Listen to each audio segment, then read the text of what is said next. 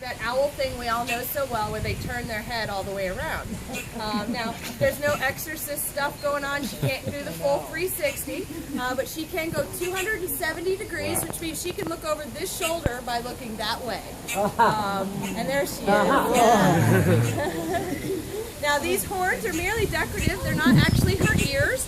Owls' ears are just basic slits on either side of their head that are spaced up and down, not evenly. And in combination with this excellent hearing and excellent vision, it makes them incredibly good hunters. Now, as you see Bella looking around, one of the other cool facts about their eyes are their pupils don't just react to light the way that ours do, where they get bigger and smaller depending on how bright it is.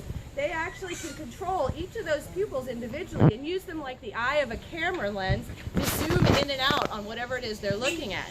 So you may notice while she's looking around, one pupil will be very large and the other could be very small, and it may switch back and forth. So keep an eye on that. Now, she is a raptor. She has this beautiful sharp little beak. They primarily just use that beak for eating, not so much for defense. And then moving down this gorgeous body, we next are going to talk about this amazing wingspan. Now, Bella is a female. We can tell because, for one, she's larger than the males, and two, because we did a blood test to make sure. Now, Bella, as a full-grown owl, weighs about 3 pounds. That's an average for a good, healthy female. And she actually has about a 5-foot wingspan. Wow. These guys are incredible flyers. They can fly 40 miles an hour in a straight line. They can. She's getting ahead in the program. She's a little bit of a show off. That was good. We'll get to that next. But yeah, so they can 40 miles an hour in a straight line. They can maneuver. They're very agile through the trees where they like to hunt. And they can actually hover like a helicopter, which produces a lot of wind. Would you like to show them your pretty wings now, Bella? Are you ready? There they are.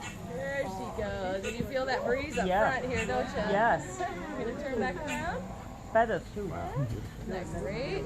So this great wingspan allows these guys to carry off prey that's up to 3 times larger than them. So a 9-pound animal is not out of the question for a bird like this.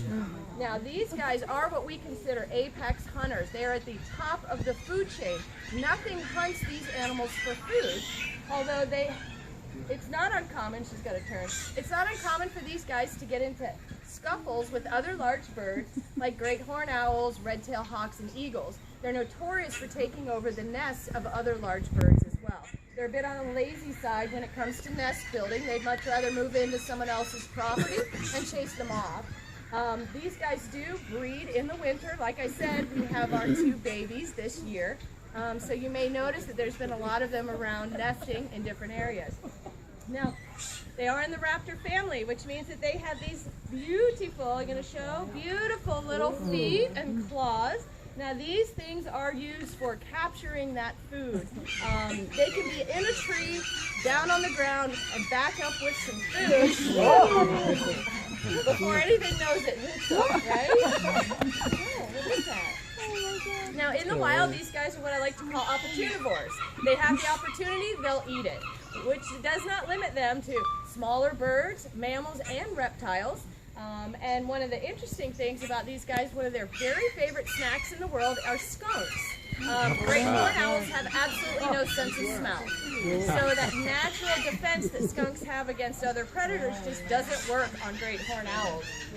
To her, a skunk would be a nice furry Oreo cookie kind of a treat. Okay? Yes, it would. Now, the other thing that these great feet are used for is actually self-defense. If an owl, such as Bella, found herself injured on the ground and was approached by a predator, her first defense is going to be poofing up her feathers like a huge turkey, snapping her beak, and hissing like a cat. If that wasn't enough to deter the predators, she would actually drop right onto her back and put those huge feet right out in front of her and say, "Bring it on." These toes, actually, the knuckles work like a ratcheting system. Once they lock onto something, they will not let go unless they choose to. And these talons can become extremely, extremely sharp. So this is definitely the business end of an owl that you do not want to mess with, right? Which is why I am nicely protected by my big, thick leather glove here. Isn't that right? Now, Bella, because she's a tame animal and has a job, we do keep her nails somewhat trimmed.